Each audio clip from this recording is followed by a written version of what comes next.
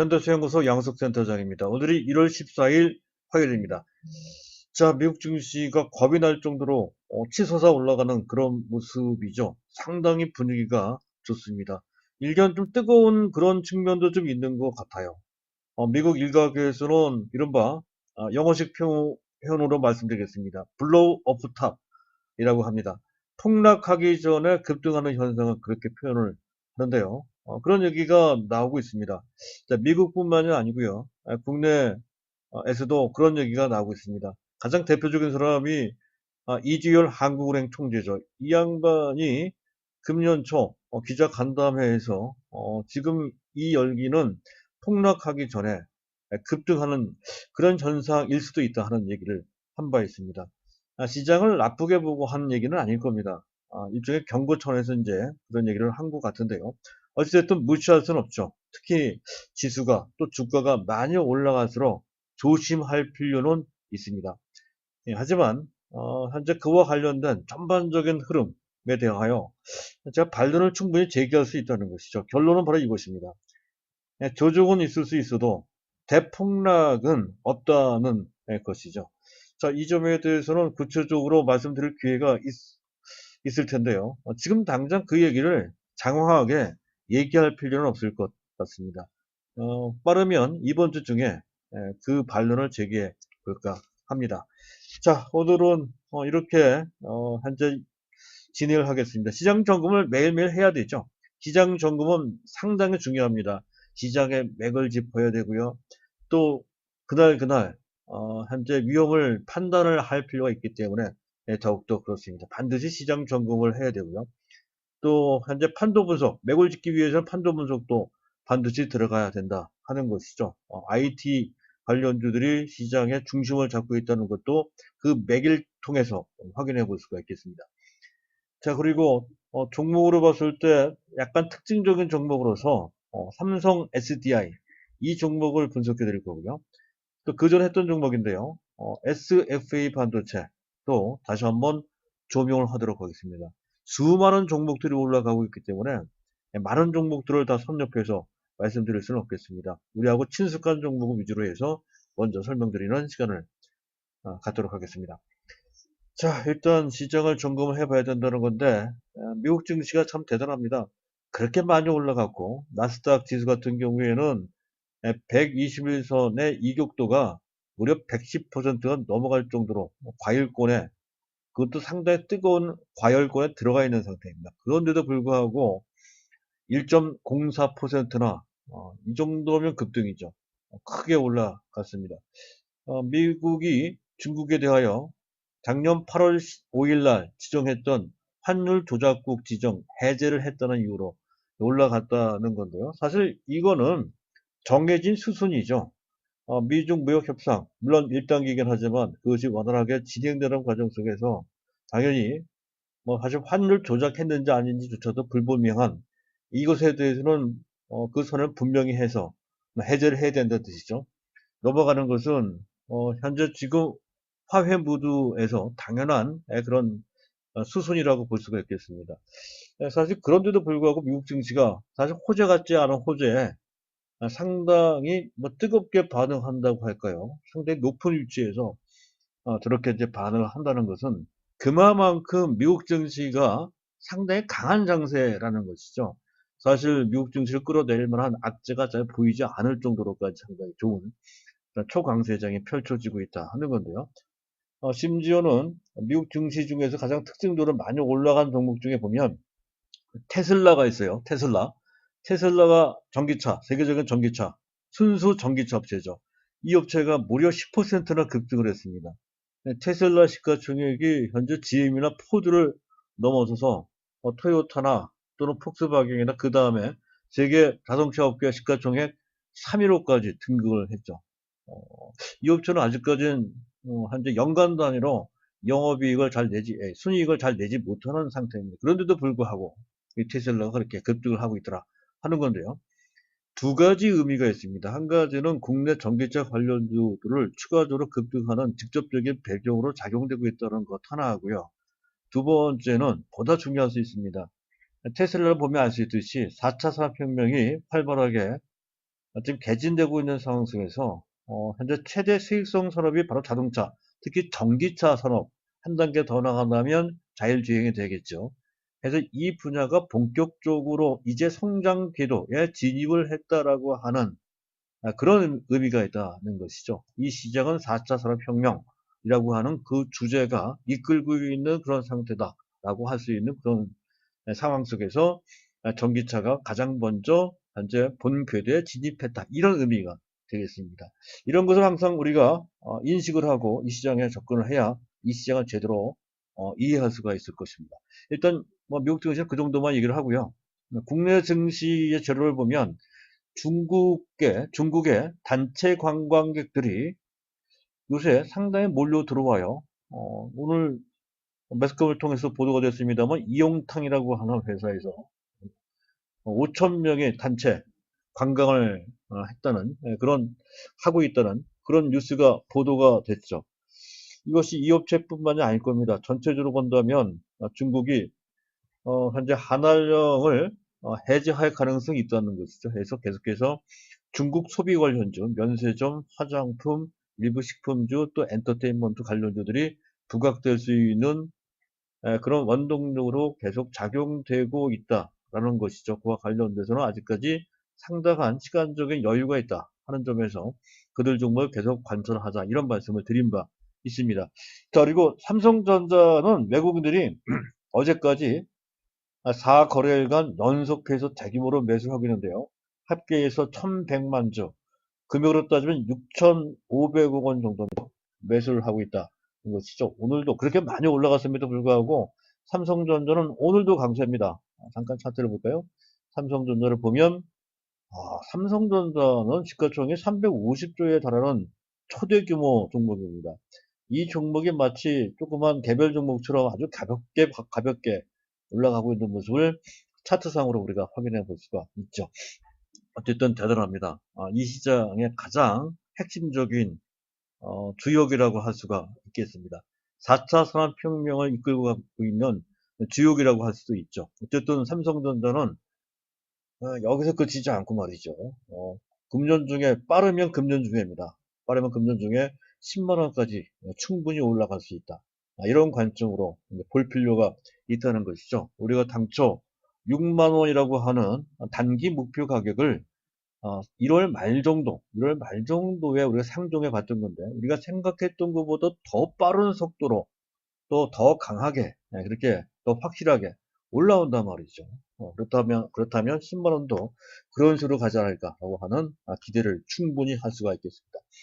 자, 수급은 좀 이따 보도록 하고요. 일단 판도부터 보면 반도체 관련주들이 뭐 속칭 난리가 났어요.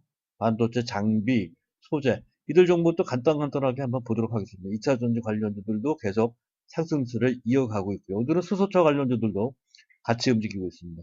그 외에 5G 관련주도 약간 미동을 하고 있는 후발적으로 반등에 참여하는 듯한 그런 인상이 좀 있고요. 휴대폰 관련주 MTNX 같은 종목들이죠. 역시 동반 강세를 하고 있고요. 또 중국 소비 관련주 아까 말씀드렸던 대로 같이 움직이고 있습니다만은 종목별로 약간씩 선별화되고 있는 듯한 그런 분위기고요. 바이오 관련주들은 전체적으로 본다면 삼성 바이오로직스를 중심으로 해서 탄력이 약간 둔화되는 듯한 상대적으로 약간 부진한 그런 모습 속에서 일부 종목들이 강세를 보이는 차별화된 현재 그런 모습으로 진행되고 있다는 건데 시장 전체를 보면 IT가 주도하고 있다는 것이죠. 이것이 가장 중요한 시장의 맥이다라고 이제 할 수가 있겠습니다.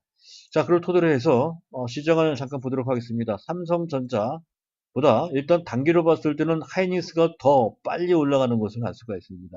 이 점은 설명드렸었죠. 일정 기간 단기, 중기적 관점에서는 반도체 드램에 대한 현재 사업 비중이 훨씬 더 높은 하이닉스가 속도 측면에서 더 빠르다 하면서 설명드린 바 있었고요.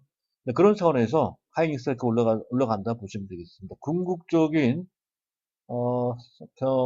주가 상승은 삼성전자가 훨씬 더 많이 간다는 그런 관점은 여전히 유효하고요. 너무나 당연합니다. 그리고 삼성전기 탄탄하고요. 계속 올라갑니다. 삼성전기는 말씀드렸던 종목이죠. 먼저 아주 중요하게 말씀을 드렸던 종목입니다. 그 삼성 SDI도 급등을 하고 있어요. 이 종목 일단 이제 설명을 드린다는 거고요. 쭉 건너가서 네이버는 뭐 계속해서 올라가고 있고요. 이 종목도 4차 산업혁명과 관련되어 있는 종목이죠. 그리고 LG화학은 다소 약간 무겁지만 어쨌든 2차 산업과 2차 전지와 관련돼서 탄력이 나오고 있는 그런 모습이고요. 자, 그리고 이제 뭡니까? 아모레퍼시픽 올라가고 있습니다. 탄탄한데 약간 주춤되는 그런 모습. 다른 종목과 비슷하게 한국콜마나 코스맥스도 어제 탄력을 충분히 잊지 못하는 그런 모습을 보이고 있죠. 하지만 이들 종목은 계속 관찰을 할 필요가 있다는 것이고요. 자, 리더스 코스메틱 일반 개인들이 상대히 선호하는 저가 종목이죠. 하지만 탄력이 약간 떨어지는 그런 모습이 확연하게 나타나고 있어서 매매를 하는 데 있어서 상당히 주의를 해야 되는 그런 상태다 이렇게 판단이 됩니다. 자, 코스닥을 보도록 하겠습니다. 현재 지금 바이오 쪽 HLB는 현재 탄력이 나오다 말다 하고 있는 그런 모습이고요. 지금 현재 메디톡스 정도가 탄력이 나오고 있습니다만 역시 단기 상승폭이 부담이 되는 듯 추가 상승하는 데 있어서 약간 제동이 되는 듯한 그런 인상이 짙은 그런 모습입니다. 전체를 봤을 때 지금 메지온이나 또는 이런 종목들 또 현재 헬릭스미스나 한올바이오, 파마나 이런 종목들을 보면 탄력이 약간 떨어지는 전체적으로 봤을 때 주변에 있는 다른 종목 또는 지수 상황 그런 것에 비해서 약간 부진한 그런 모습이 나타난다 하는 것인데요. 이 모습은 전체 분위기가 IT 쪽으로 그것이 단기뿐만이 아니고 오늘 하루 내지 어느 정도 단기 중기뿐만이 아니고 금년 한 해 내내 또 미국 시장처럼 IT가 계속 주도할 수 있음을 보여주는 그런 가운데 바이오주들이 그 틈에 끼어서 가끔은 오르고 내리고 하는 이 시장의 가장 주요인 IT보다는 탄력이 좀 추세적으로 떨어진다는 개념으로 이해를 해야 된다 하는 것이죠. 그런 건 좀 설명을 드릴 필요가 있겠고요. 자, 그 다음부터는 이제 IT 쪽입니다. 우선 먼저 볼 것은 지금 MCNX 보세요. 그렇게 많이 올라가는데 또 올라갑니다. 휴대폰 관련 쪽이죠. 현재 카메라 모듈, 휴대폰뿐만 아니라 자동차용으로도 쓰인다는 것, 전장용 휴대폰, 전장용 카메라 모듈이라고 하는 것 때문에 성장성까지 장착에 대해서 계속 올라갈 수 있다라고 하는 논리가 나오는 종목이고요. 파트론도 이제 다시 움직이는 것 같아요. 그 외에 액추에이터, 카메라 모듈 액추에이터 만들어놓다 탄탄한 업체죠. 또 아모텍도 움직이고 있고요. 이런 종목들은 볼 필요가 있겠죠. 파워로직스도 괜찮고요. 네, 전부 다 현재 지금 휴대폰과 관련된 핵심 우량이죠. 또 한 가지 주목해야 되는 것은 반도체 장비 쪽입니다.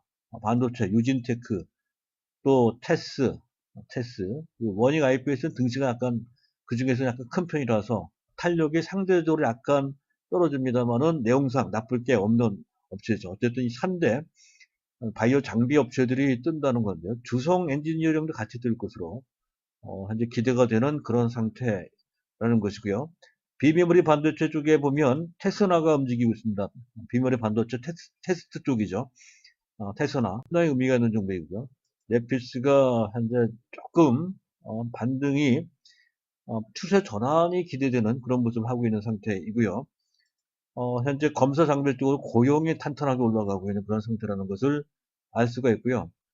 그리고 현재 파운드리 쪽으로 DB하이텍 역시 탄탄하게 올라가고 수없이 설명을 드렸던 좋은 종목이죠. 금년 내내 계속 상승세를 유지하면서 4만원 이상 5만원까지 올라갈 것이다 라는 설명을 드린 바 있습니다. SAP 반도체 보세요. 오늘 설명을 드리겠습니다만 이 종목도 스타 종목이 될 소지가 상당히 높은 그런 종목이죠. 우리 목표 가격이 4,800원이었던 건데 1차 목표 가격이죠. 벌써 그 지점에 생각보다 빠르게 도달하고 있는 그런 모습입니다. 여기서도 계속 매수 보유한다는 관점 유지할 필요가 있겠습니다. PSK도 반도체 장비, 그 중에서도 세정 장비 쪽이죠. 이오테크닉스는 레이저 마킹 쪽이고요.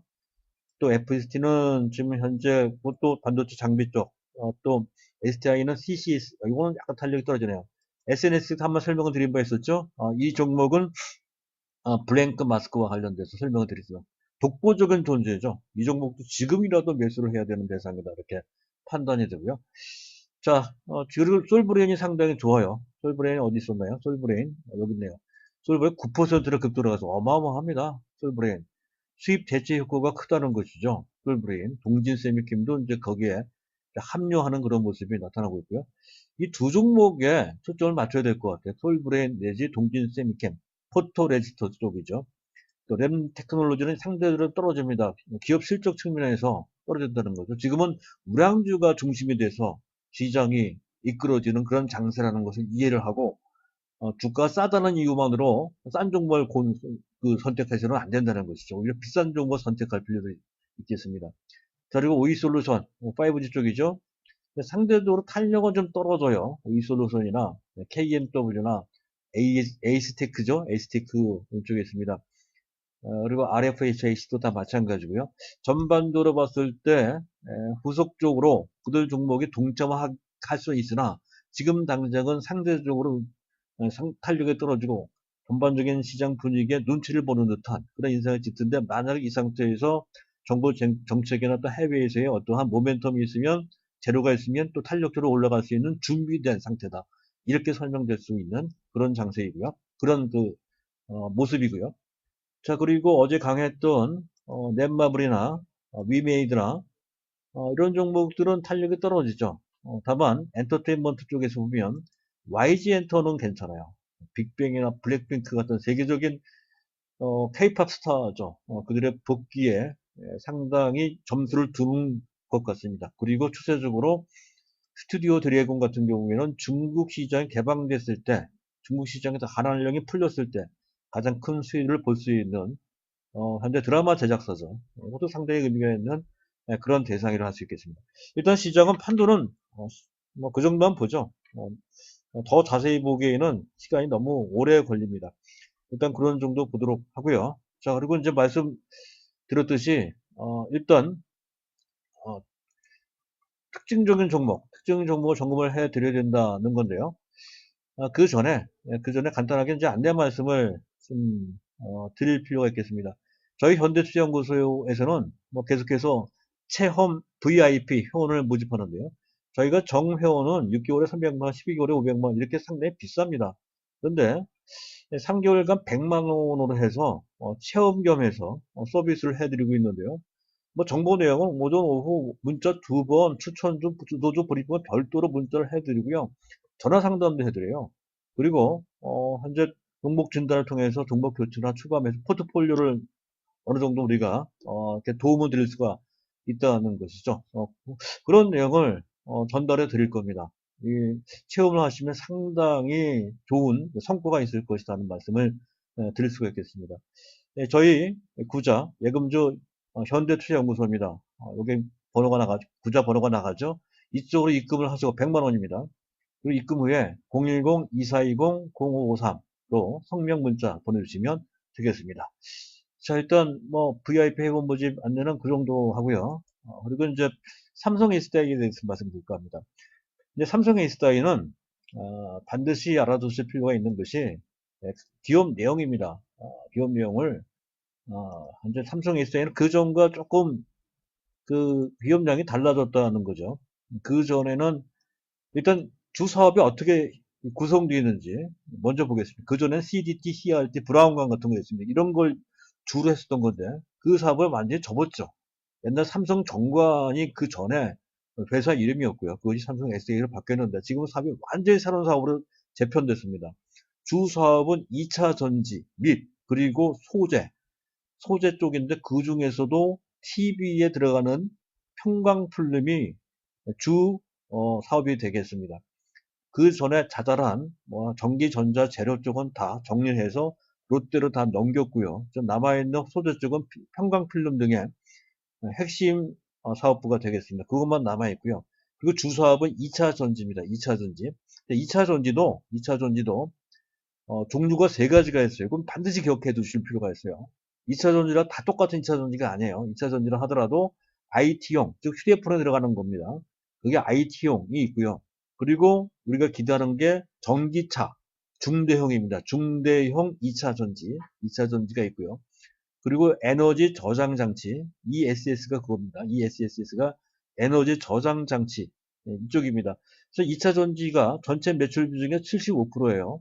그리고 아까 얘기했던 한 소재 쪽의 매출 비중이 25%인데 중요한 거는 2차 전지의 매출 비중이 점차 늘어나고 있다는 것이죠. 앞으로는 80대 20, 더 나아가서 90대 정도로 2차 전지 비중이 훨씬 더 높아질 것이다 하는 그 방향성을 우리가 이해를 하고요. 또 한 가지 기억해 둘 것은 매출 비중 그래도 이 기여도는 좀 세분해서 볼 때 IT용 2차 전지가 가장 큽니다. 가장 커요. 그리고 그 다음이 소재 쪽입니다.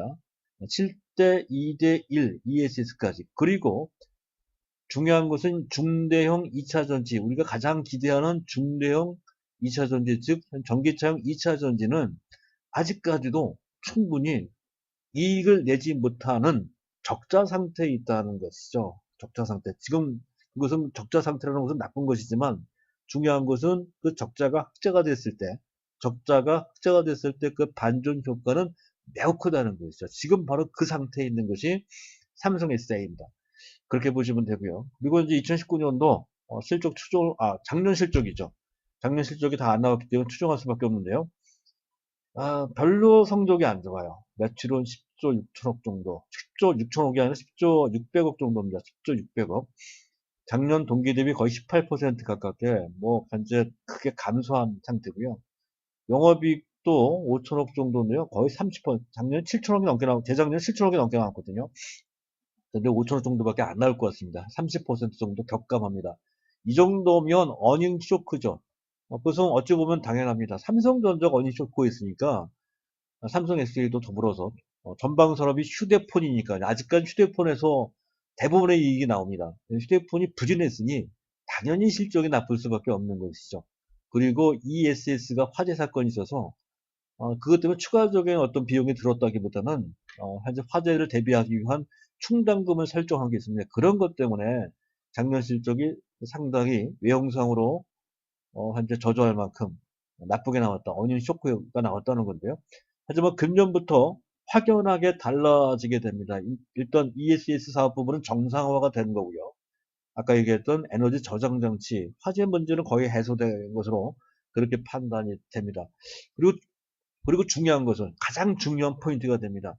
금년부터 중대형 배터리 부분, 2차 전지 부분이 흑자 전환이 된다는 것이죠. 중대형 2차 전지가 흑자 전환이 되고요.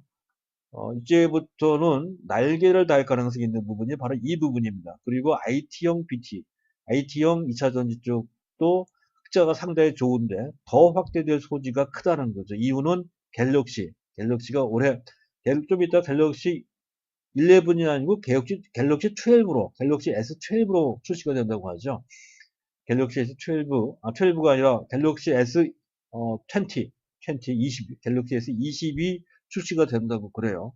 그랬을 때 그 효과는 상당히 더 좋아질 것이라는 것을 충분히 예측할 수가 있는 데다가 또 테슬라 효과가 이게 또 상당해요. 중대형 2차 전지가 금년 들어 급등할 수 있다는 것을 보여주는 대목도 되겠습니다. 테슬라가 유럽에 진출을 해서 유럽에 있는 다른 자동차 회사, 기존 자동차 회사를 자극을 하고 있죠. BMW나 또는 현재 바겐이나 또는 현재 그런 볼보나 이런 업체들을 자극을 해요. 그냥 이런 업체들을 가만히 있지는 않죠. 그래서 지금도 준비를 하고 있지만 테슬라가 들어와서 자기네 시장을 잠식한다면 가만히 있을 그들 유럽 자동차 메이커들이 아닙니다. 적극적으로 전기차 투자를 더 확대할 소지가 크고 가뜩이나 삼성 SDI 같은 경우에는 유럽 자동차에 지금 현재 2차 전지를 납품을 하고 있는 장기 계약까지 맺어놓고 있는 그런 상태거든요. 따라서 중대형 2차 전지 쪽에 매출이 급증하고 그에 따라서 수익성도 뒤따라간다는 거죠. 그래서 흑자 전환뿐만 아니라 상당히 현재 흑자 규모도 커질 것이라는 것을 충분히 우리가 예상해 볼 수가 있습니다. 그래서 2020년도 약간 보수로 본 정도인데요. 2020년도 실적을 보면 약 한 14조 원 정도 작년에 대비해서 거의 한 30% 이상 증가될 것으로 예상되는 정도의 매출인데다가 영업이익은 1조 원이 넘어갈 것 같습니다. 처음으로 넘는 거죠. 재작년 7천억이고 작년은 5천억 정도인데 작년 대비로 봤을 때 거의 2배 이상 나올 것이다.